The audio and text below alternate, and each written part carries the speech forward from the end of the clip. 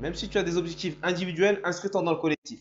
Donc salut, c'était Teddy de Mental Player Performance, j'espère que tu vas bien. Donc aujourd'hui, on va voir l'importance de s'inscrire dans le collectif.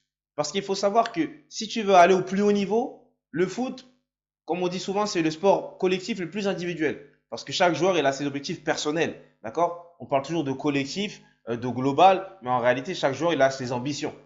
Mais toi, si tu veux réussir, il faut savoir que tu ne peux pas réussir tout seul. Tu as besoin de tes partenaires pour briller.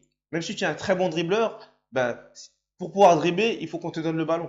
Donc au bout d'un moment, si tes partenaires, on va dire entre guillemets, tu les boycottes, tu penses que tu vas réussir tout seul, tu veux tout faire tout seul, ce qui va se passer, c'est que déjà, ceux qui vont venir te voir le week-end, ils vont voir que tu es un joueur qui est individualiste, ton entraîneur aussi, tes partenaires aussi. C'est important pour toi de te servir de tes partenaires pour briller individuellement.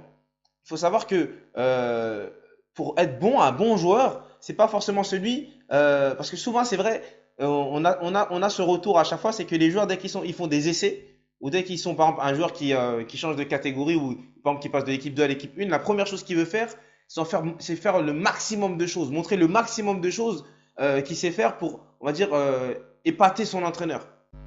Ça, c'est pas la meilleure chose à faire. Pourquoi? Parce que l'entraîneur ou le recruteur, il n'a pas besoin de voir 10 000 choses pour savoir si tu es un bon joueur ou pas.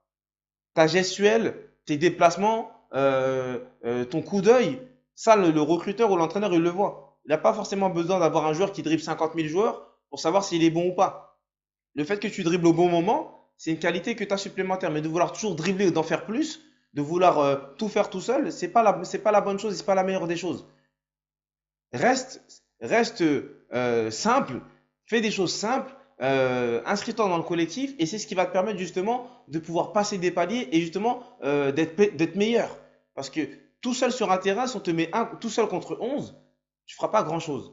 Dans tous les cas, tes partenaires, tu en auras besoin.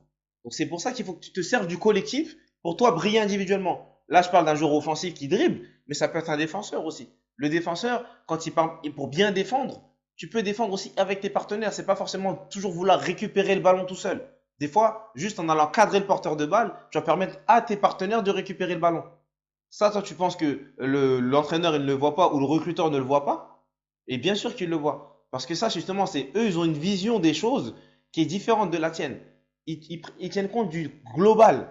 Ils tiennent compte de tout le contexte pour définir si toi, tu as bien agi ou pas. Si ton déplacement, tu cadres le porteur au bon moment et que tu empêches le porteur, justement, de faire la passe et tu l'amènes à droite ou à gauche, ça, on le voit. Et c'est ça qui va te permettre, justement, de taper à l'œil de ton entraîneur, de taper à l'œil du recruteur. Et c'est ce qui va te permettre, justement, d'évoluer. Donc voilà, c'est ce que je voulais partager avec toi aujourd'hui et je te dis à très bientôt dans une prochaine vidéo.